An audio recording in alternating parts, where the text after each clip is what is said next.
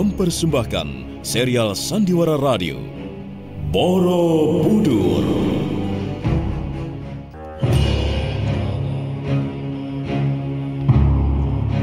Di tanah Jawa, di saat kerajaan Mataram kokoh berdiri, setindak demi setindak, perlahan namun pasti, berdiri megah sebuah bangunan suci. Borobudur. Diangkat dalam serial Sandiwara Radio dalam kisah Cahaya Gaib di Bukit Keramat. Naskah karya Edi Dosa, ide cerita M. Satria Pinandita, didukung oleh para pemain Petrus Urspon sebagai Gunadarma, Renita sebagai Udiani, Edi Dosa sebagai Rakai Pikatan, Nugraha sebagai Balaputra Dewa, Elsa Surya sebagai Sarwapala, Imron Sahdan sebagai Samaratungga, Idris Apandi sebagai Kalayaksa, Aris Sudiro sebagai Purnawijaya, dibantu oleh Lita Arlita, Iwan Dahlan, Pri Panggi. Pembawa cerita Asdi Suhastra, sutradara Edi Dosa. Kisah yang lalu, Udiani membantu Gunadarma yang sedang dikeroyok oleh orang-orang yang tidak dikenal. Pengeroyok akhirnya lari tunggang langgang. Baru kali ini Gunadarma dan Udiani bertemu setelah sekian lama terpisah karena prasangka dan perasaan cemburu. Kini mereka telah menyadari kekeliruannya. Kini mereka sedang mencari-cari siapa sebenarnya perusuh-perusuh yang mengganggu jalannya pembangunan kuil suci itu. Sementara itu, para busu dari Pertapan secara sembunyi-sembunyi mengumpulkan orang upahan untuk menggagalkan pembangunan kuil itu. Nah, apa yang akan terjadi kemudian? Silakan mengikutinya dalam seri yang ketiga.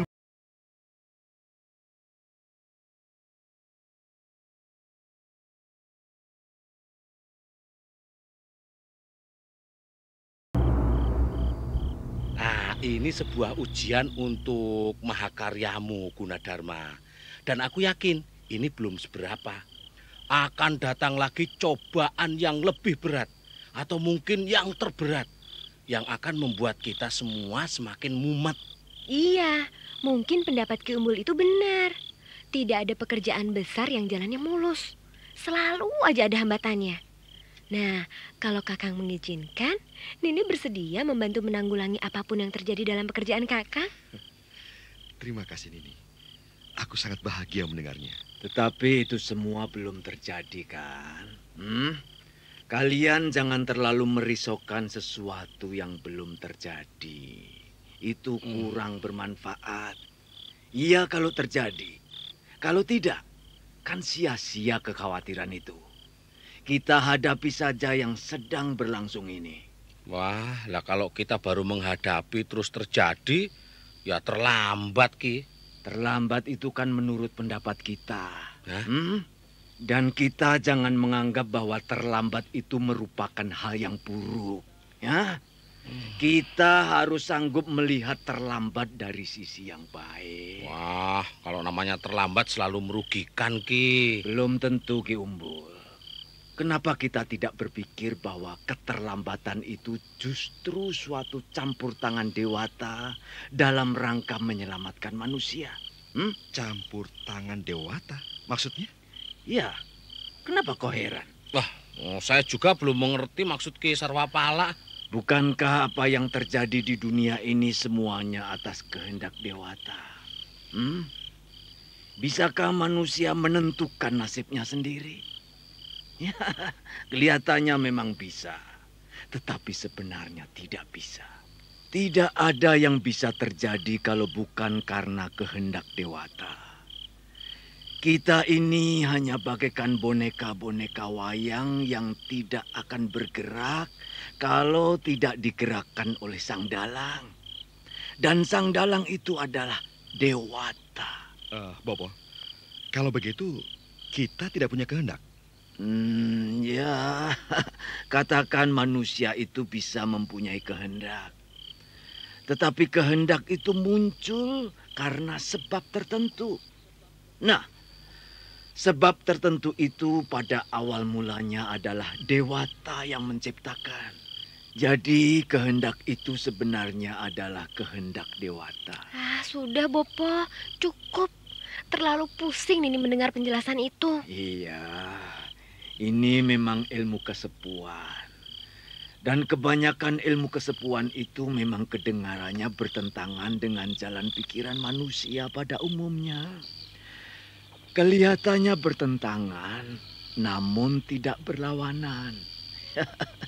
Memang agak membingungkan bagi yang belum waktunya menerima ilmu itu.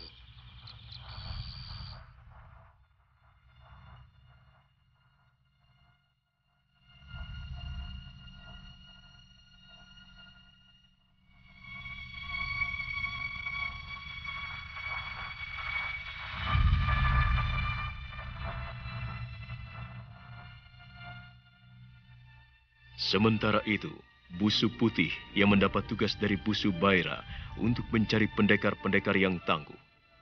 Busu Putih memasuki padepokan demi padepokan. Ia datang dengan alasan untuk meninjau dan menghitung seberapa banyak padepokan di bumi Mataram ini. Tapi sebenarnya dia hanya melihat seberapa hebat kemampuan para pendekarnya. Saat ini, Busu Putih sedang mengintai sebuah latihan silat di sebuah padepokan yang bernama Padepokan Jaluk Gunung yang dipimpin oleh pendekar cukup sakti yang bernama Jabung Madu.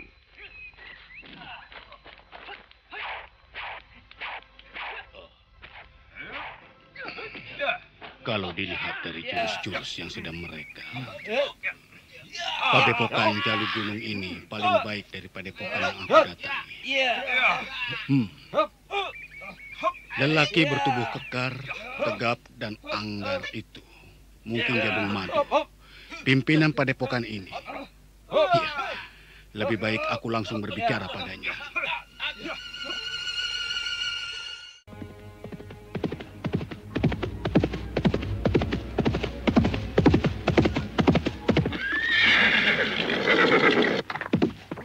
Ada keperluan apa, Kisana? Saya utusan dari Mataram, ingin bertemu dengan pendekar Jabung Madu. Saya sendiri. Mari kita bicara di sana. Iya. Wagal, gantikan dulu. Mari silakan.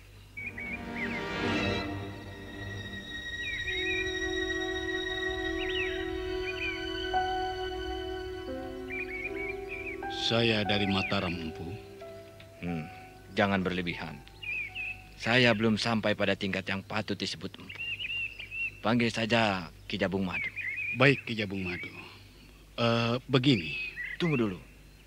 Kisana yang mengaku utusan dari Mataram ini siapa namanya? Oh iya, saya hampir lupa. Nama saya Busu Putih. Dan maksud kedatangan saya begini, Ki Jabung. Saat ini pimpinan kami keselamatannya sedang terancam. Siapa yang mengancam? Oleh dua pendekar dari desa Mendut, seorang bapak dan anaknya. Pendekar dari Mendut? Iya. Itu tidak lain adalah Ki Sarwapala. Tepat sekali, Ki Jabung. Sarwapala dan Udiani anaknya. Aneh sekali.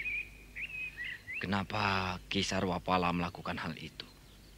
Bukankah Ki Sarwapala telah diangkat menjadi Surantani di Mataram? Itu juga benar. Tetapi saat ini ia mulai balelo dan menyerang para pembesar Mataram. Bahkan pernah merencanakan untuk membunuh Rani Pramodawardhani dan Maharaja Rakai Pikatan. Ceritamu kurang masuk akal, Busu Putih. Tidak mungkin Ki Sarwapala berniat membunuh Pramodawardhani. Karena beliau adalah Rani keturunan Wangsa Sailendra. Dan Sarwapala juga dari Wangsa Sailendra. Tetapi itulah kenyataan yang terjadi, Ki Jabung Madu. Sesudah dia dipenjarakan di Iwung karena tertangkap sewaktu bertugas memata-matai pengikut Bala Putra Dewa. Barangkali di penjara dia mendapat hasutan dan dia percaya. Sehingga jalan pikirannya berubah. Maka dia berani melakukan tindakan yang berbahaya itu. Kenapa Sarwapala mudah sekali merubah keyakinannya? Sedangkan kami saja sebagai warga Partapan yang keturunan Wangsa Sanjaya tidak pernah memiliki keinginan busuk seperti membahayakan keselamatan Gusti Rani Pramodawardhani. Karena bagaimanapun beliau adalah seorang rani yang harus dihormati, meski bukan dari wangsa kami. Kenapa Ki Sarwapala berubah menjadi pengkhianat yang menjijikkan begitu? Itulah bahayanya sebuah bujukan. Sebuah bisikan yang menjerumuskan. Sayangnya kami tidak mampu menandingi kehebatan Ki Sarwapala. Maka kedatangan saya kemari untuk minta tolong Ki Jabung Madu untuk menyingkirkan Ki Sarwapala dan anaknya itu. Terus terang saja, saya tidak pernah ada perseteruan dengan Sarwapala maupun Kalayaksa yang merupakan adik seperguruannya. Aku tidak ada alasan yang cukup kuat untuk menghabisinya. Begini Ki Jabung Madu. Pimpinan saya, Bu Subaira, menitipkan uang emas ini untuk Ki Jabung. Dan masih banyak lagi hadiah kalau Ki Jabung berhasil membunuh Sarwapala. Dan hadiahnya jelas akan semakin berlipat ganda kalau Ki Jabung Madu juga berhasil menghabisi Udiani putrinya. Maaf Bu Seputi, saya tidak bisa dibeli. Itu merupakan salah satu pantangan berat di padepokan ini. Menerima suap dari pihak manapun. Oh, jangan salah mengerti, Ki. Ini bukan uang suapan. Ini merupakan hadiah. Jangan buru-buru tersinggung, Ki. Kami sangat tahu betul kejujuran Ki Jabung. Anggaplah ini sebuah ikatan batin yang kami wujudkan dalam bentuk seperti ini. Ya, hitung-hitung sebagai sumbangan kami untuk membangun padepokan. Ataupun untuk kesejahteraan para siswa padepokan. Kami akan merasa bahagia sekali kalau Ki Jabung Madu bersedia menerima hadiah ini. Kalaupun aku akan menghabisi Sarwapala, bukan karena aku membela Wangsa Sanjaya, apalagi karena uang emas ini. Tidak.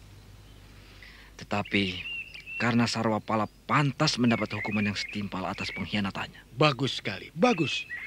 Aku setuju. Dan aku senang sekali bisa menjalin hubungan batin dengan Ki.